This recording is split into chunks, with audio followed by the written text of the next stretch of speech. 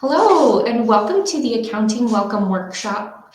We have a lot of valuable information for you today, so we appreciate your time to join us. We do want to keep it short and simple because we know your time is valuable, so we appreciate you being here. I am Myra Durant, the accounting advisor for our Logan campus students. And I have been here about 3 years, and I have just enjoyed getting to know you through the last few years.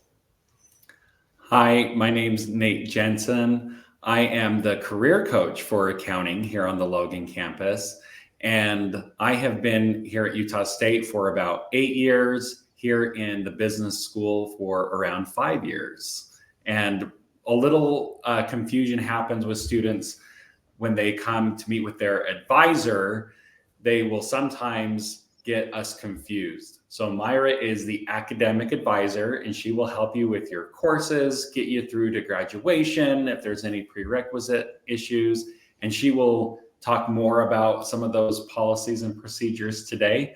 And then for me, I help with all things career related. I'm going to help you get your documents ready, such as your resume, cover letters. I can help you with interviews and get you into those internships and jobs. So we'll go into more details about that. If you are viewing this video as a statewide student, the statewide advisor is Amanda Peterson, and you'll see we have her email listed there, as well as a QR code if you'd like to use your phone and make an appointment with her.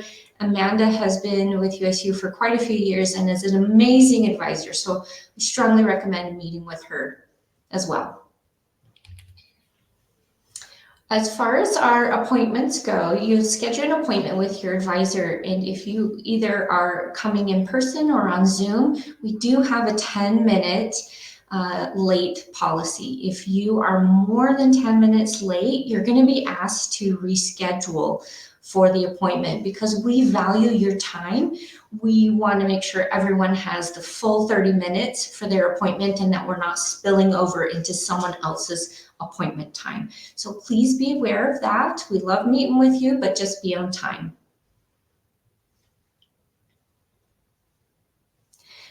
Something that is really important for students to understand is FERPA. You may have heard that word before, but what that means is it's the Family Educational Rights and Privacy Act. As an adult, your educational progress is protected and private, and I have to respect that. I do respect that. So what I need you to do is go to My USU, My ID, and update your profile to include a security phrase. That means if you call me on the phone for your appointment, I'm going to ask you for your security phrase to ensure I am talking with the right person.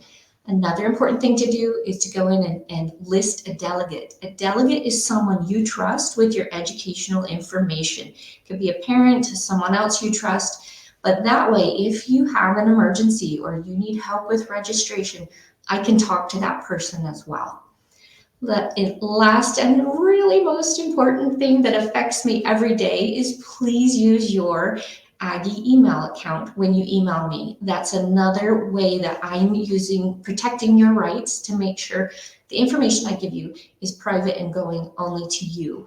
And another thing, if you just could please do is include your A number in every email communication with me. It makes my job much faster and easier to get in to help you.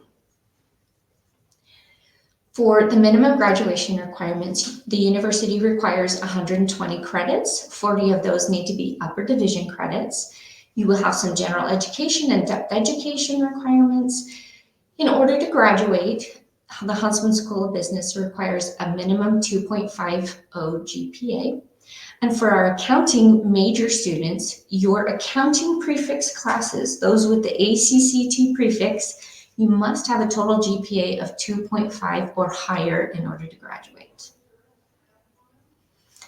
You will take some business acumen courses. This helps.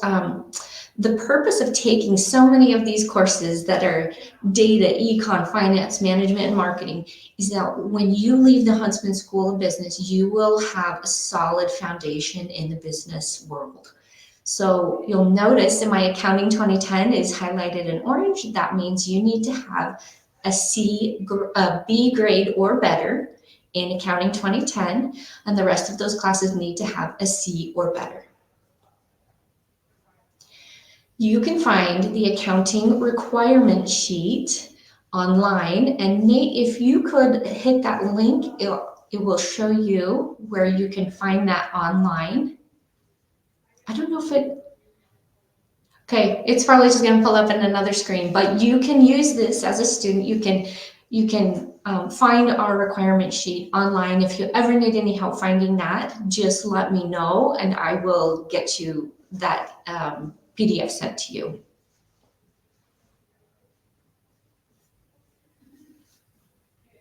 There it is. That's the website. If you just get to that page and you just scroll down, you'll see a lot of information that Nate has about careers, companies that hire from our accounting students. And you'll see some career development. You'll find a way to meet with Nate, schedule an appointment. We talk about the curriculum, major requirements, and then you'll see the requirement sheets. The top one there is always our most recent one. And when you select that, you'll see our full requirement sheet. That sometimes that's helpful for students. Sometimes they just like to use DegreeWorks, and that's okay too. We do have a sample 4-year plan for anyone who wants to plan ahead. You can find that as a great resource as well. And then if you're wondering how to make an appointment with me, you'll see that you can find my connection there as well. So thank you, Nate, for doing that.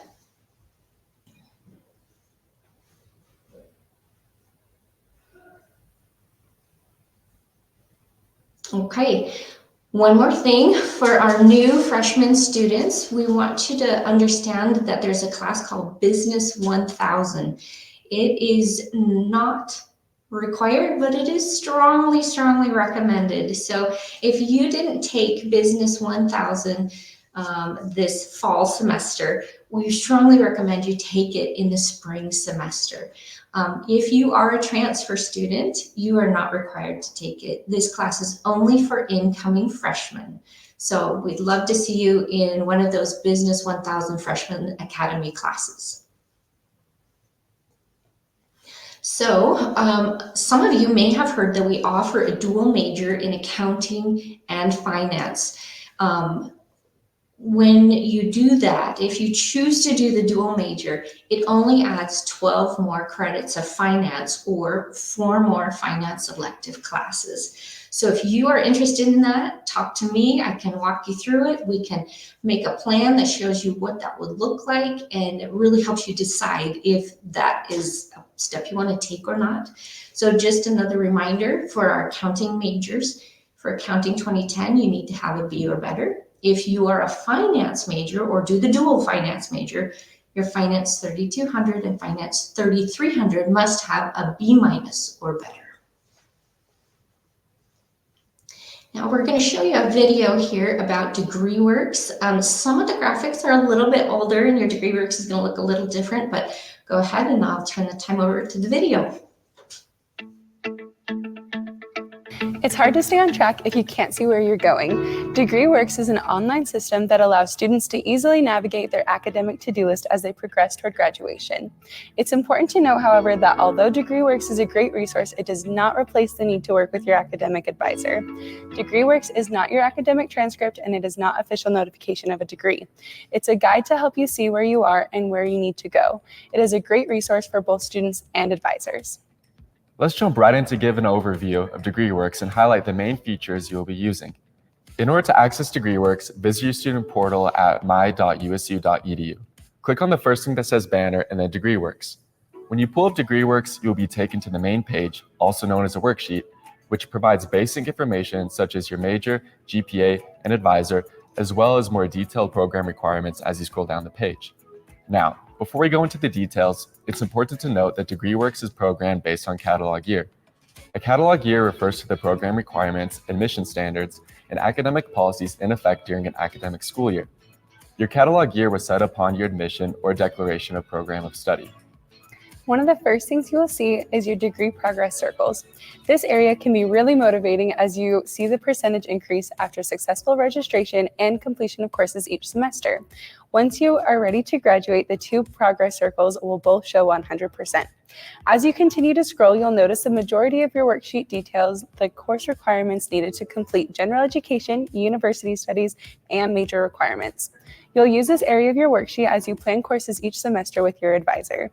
Don't let the colors and symbols confuse you as you're looking through the requirements. It's pretty simple. A green circle with a check mark signifies successful completion of a requirement. A blue, half-filled circle means it's in progress. For example, you should see the symbol for the classes you are registered for during the upcoming semester. If you ever get confused about what the various colors and symbols mean, scroll down to the bottom to see the legend. Now you might be wondering how your AP, concurrent, or transfer classes will show up. As long as we have received and articulated your transcript, your classes will show up with a green check mark. If courses do not appear, please send your official transcripts to the Utah State University admissions office after your final grades have posted. Additionally, if you took AP courses, make sure you send your scores to USU. The bottom area will display your classes that don't directly meet your gen ed or program requirements. For example, this is where you might see elective credits. You will also see your in-progress courses listed in this area as well. Last, if you have any courses that don't meet a requirement, such as remedial level, below 1,000 level classes, or a class that doesn't meet a minimum grade requirement, these courses will show in a separate section indicating that it's not being counted toward your degree. Next, let's go to the What If tab found just above the degree progress circles on your worksheet. This is an awesome feature that allows you to hypothetically change your degree, program, and/or catalog year.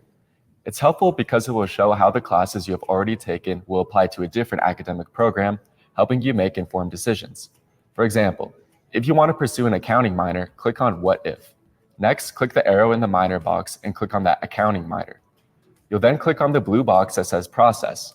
This will bring you back to your worksheet with additional minor requirements added.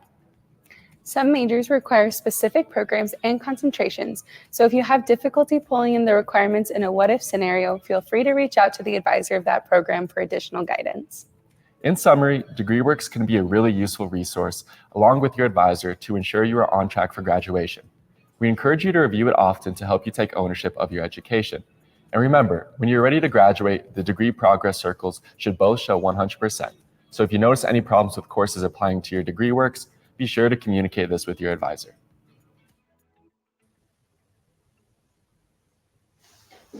Okay, so hopefully that was helpful to get just a quick overview of DegreeWorks and the valuable tool it is to help you track your progress through your program. One thing I'd like you to know is that the Huntsman School of Business does have a repeat policy. What that means is you are welcome to take a class one time, and if you don't get the grade that you needed or wanted and you want to repeat it once, that's fine. If you need to take a class for a third time, you'll need to talk to me first and let's go over your options at that point.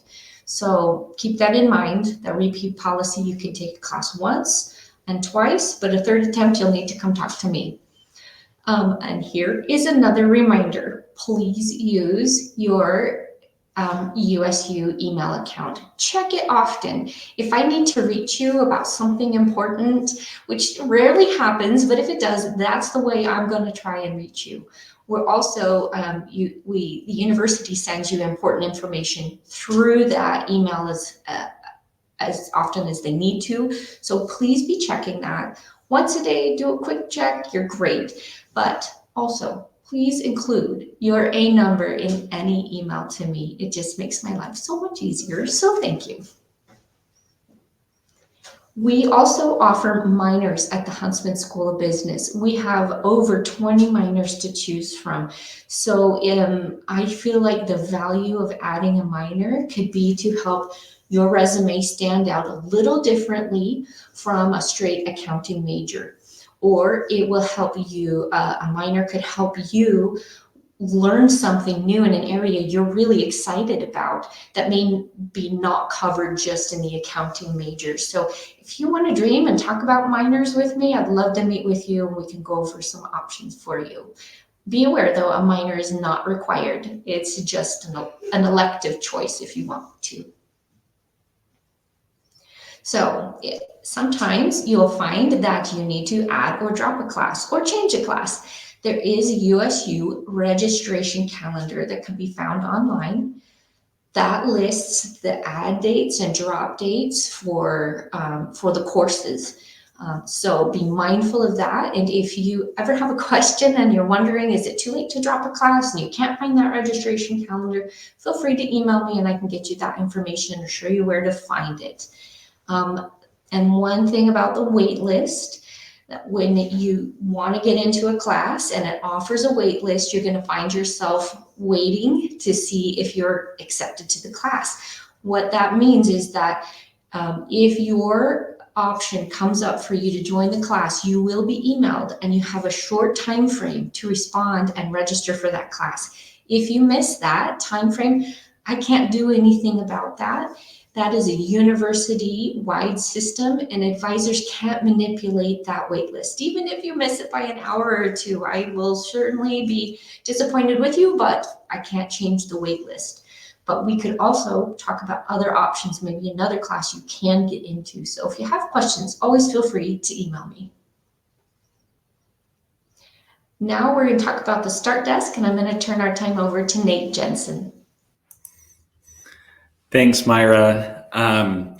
So here in the business school, we have this resource called the Start Desk, and we're kind of transitioning out of more of the academic coursework into the extracurricular, beyond the classroom kind of experience that you're going to have. But you're going to have questions that pop up, and it's not always easy to set up an appointment with Myra or myself because we have other appointments. We don't do drop-ins appointments with your academic advisor or your career coach, but we do have this Start Desk resource where you can drop in, and it's located between the Eccles Business Building on the east side and Huntsman Hall on the west side. And there's a little breezeway hallway in between on the north end of those buildings.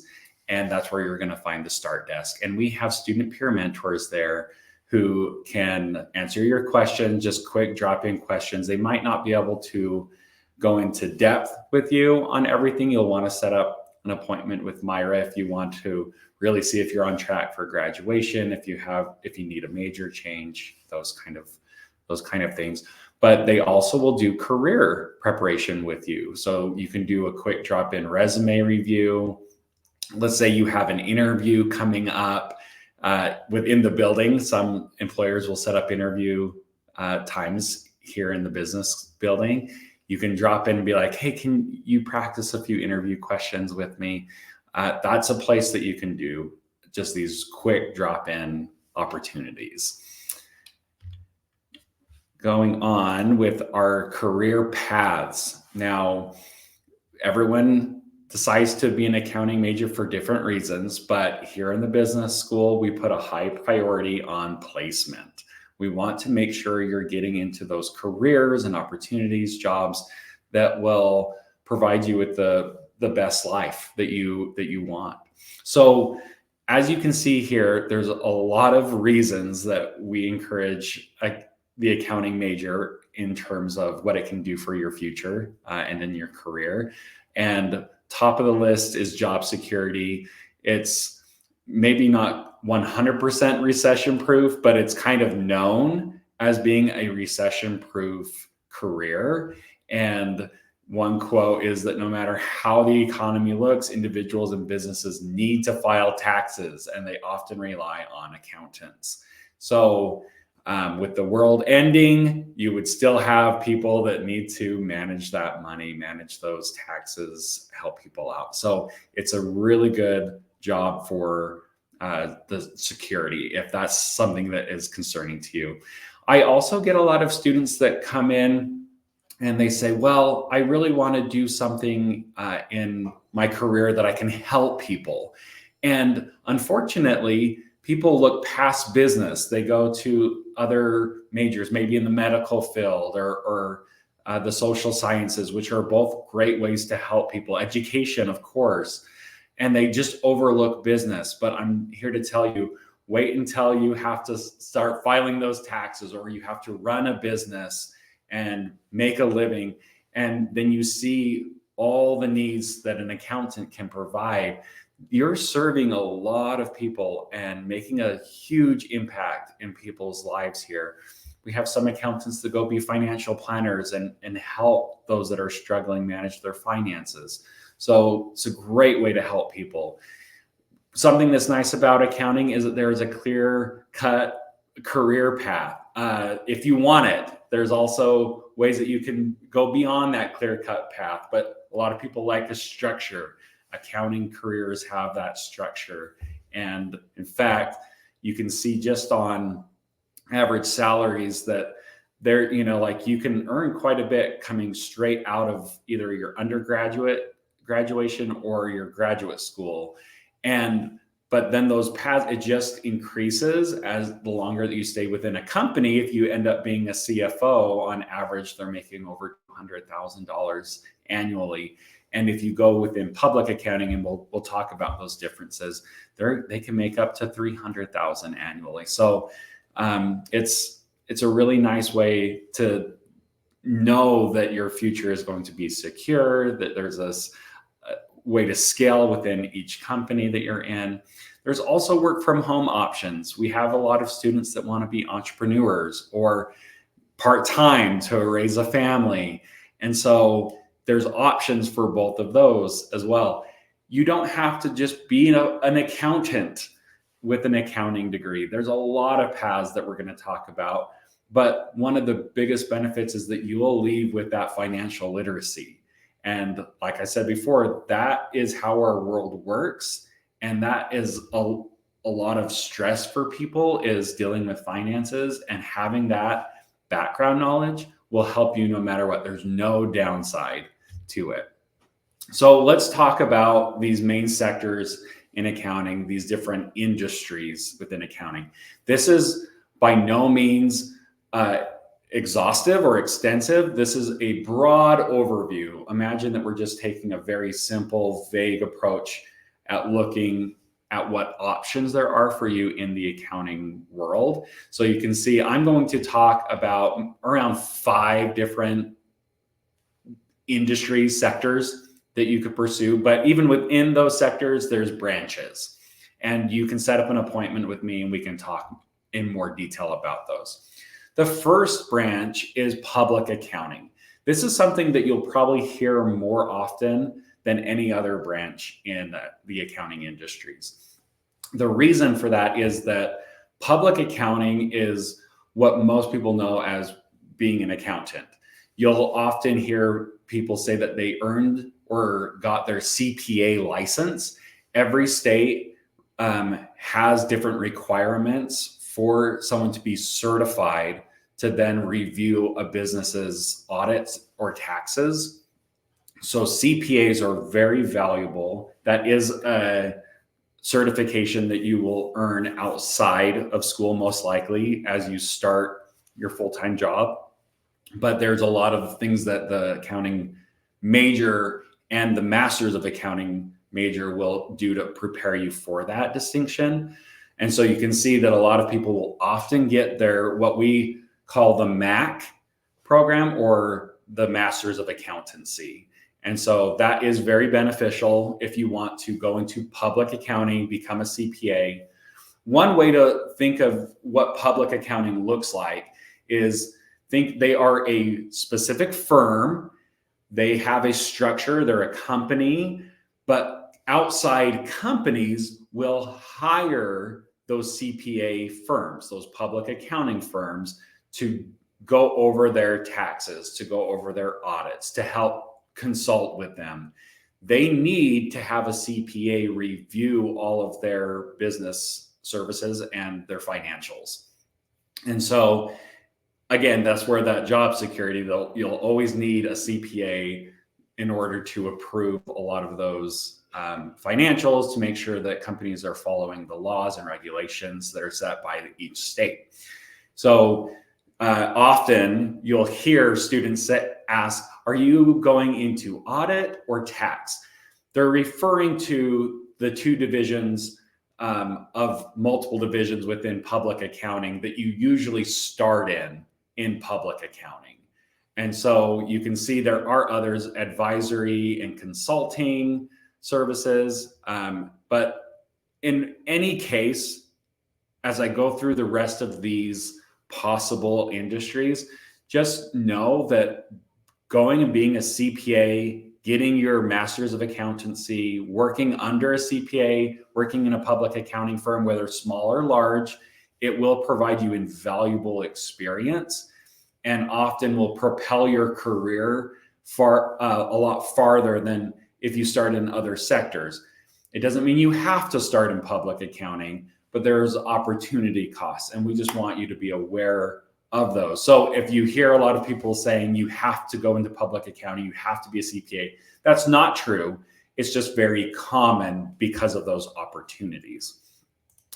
The other most common career path that you will hear from students doing is management accounting, or they also call it industry accounting.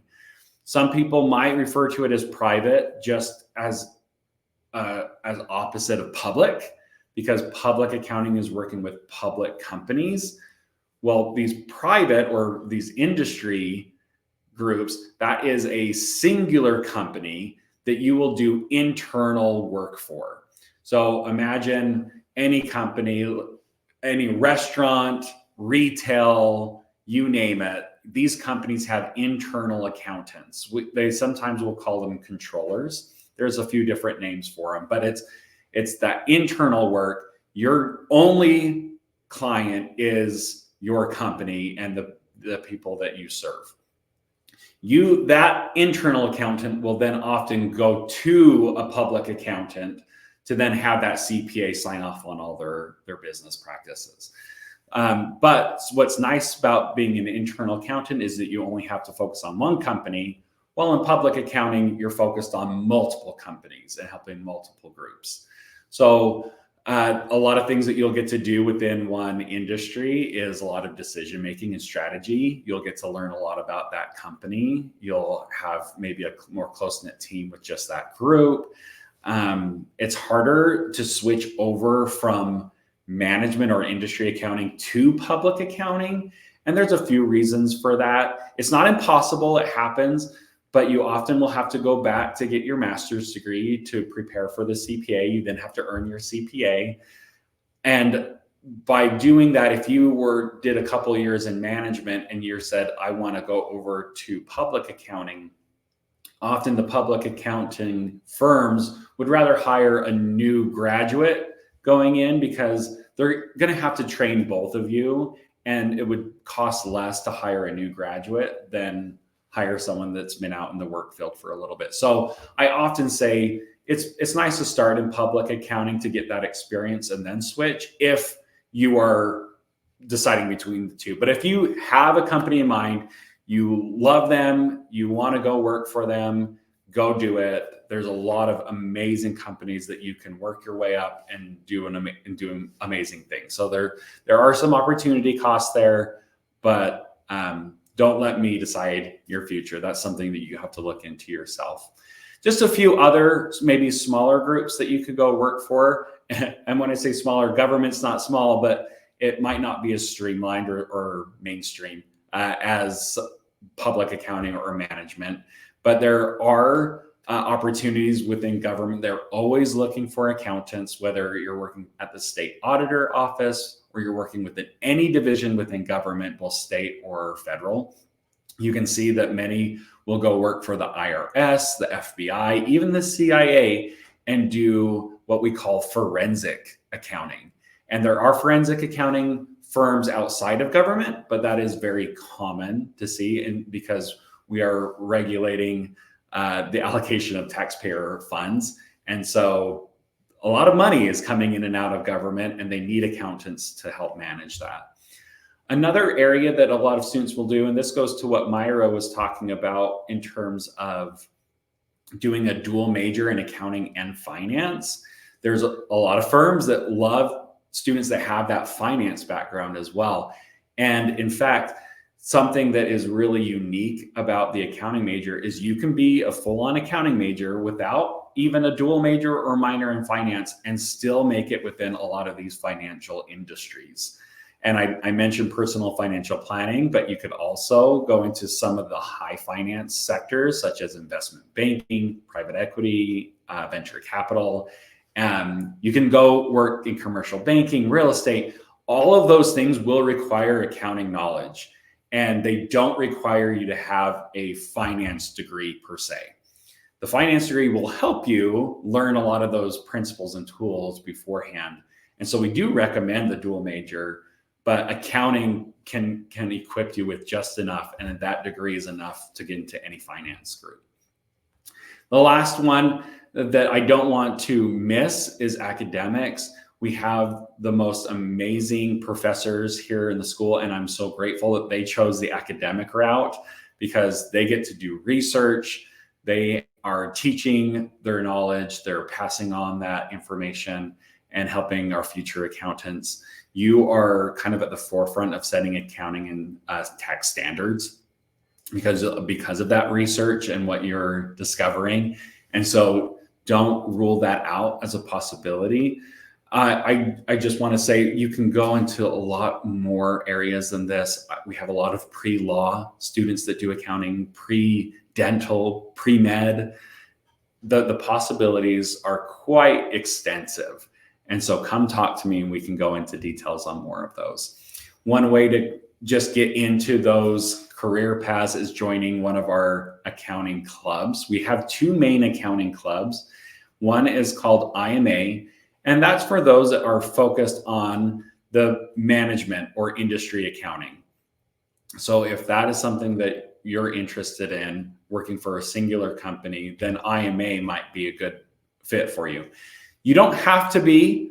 You can be pursuing public accounting, even getting your master's degree, and join IMA. I think it's very beneficial. They'll have employers and companies and CFOs come in and talk to them about that route and about their companies. But then we also have Beta Alpha Psi.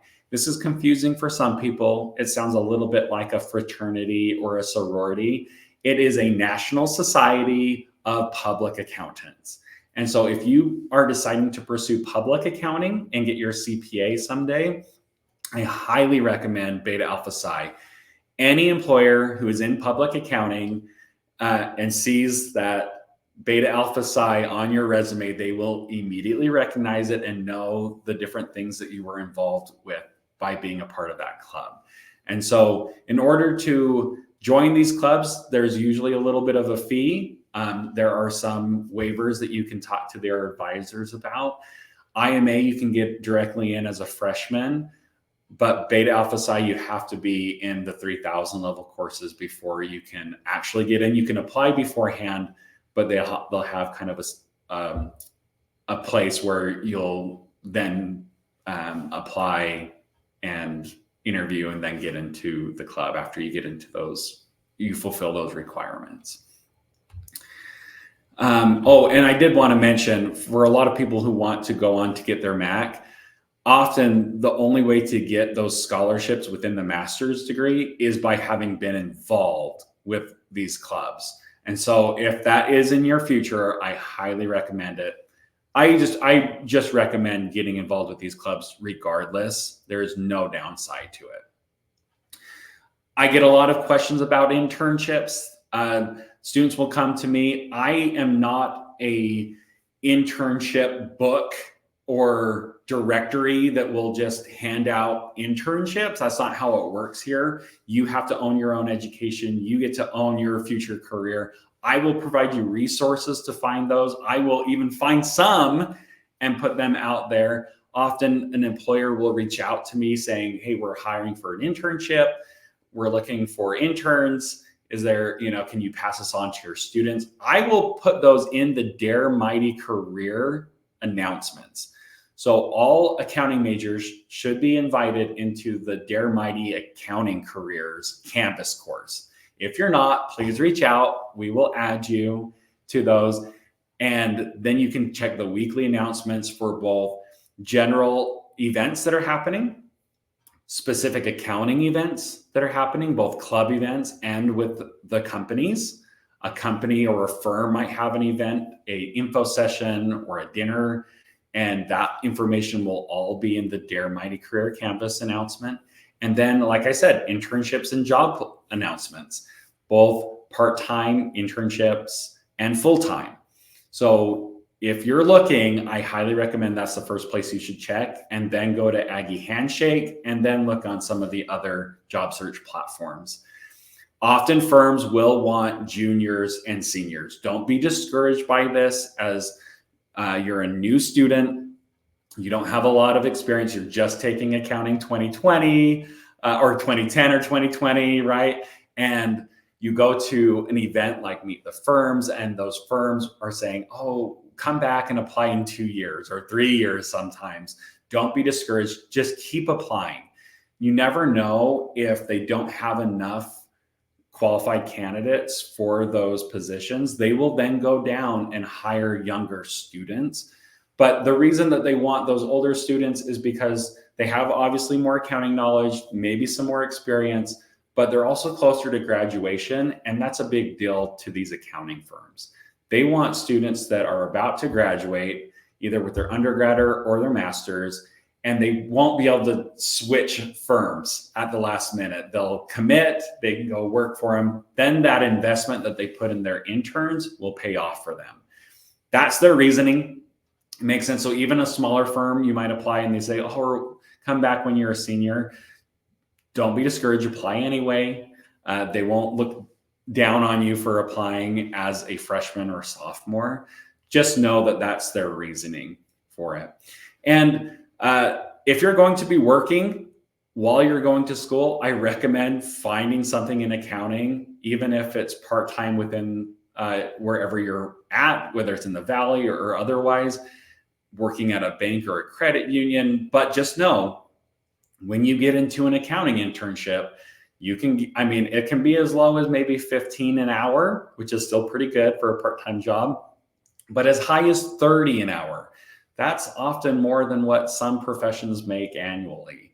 And so that's a really good way to earn money while going to school and getting experience, building that resume, and preparing yourself for more competitive jobs in the future. We are so grateful that you have joined us, that you listened to all the information that we have for you. I know it's a lot, but these are things that will come up for you at some point in your academic career. And so please connect with us. We showed you, Myra showed you the website that you can sign up for an appointment. Here's our emails. Feel free to reach out to us. Again, we don't do drop-ins, but we're happy to email you back. We try to do it within 24 hours. Sometimes it's busy season and it might take a little longer, but we'd love to connect with you. And for our statewide students, be sure you're contacting Amanda Peterson. She's a great advisor. Contact her and she will help you with your questions as well. So thank you for joining us today. We appreciate your time, and we want you to know all the many resources that the Huntsman School of Business offers. And so we look forward to meeting with you and wish you a very happy semester.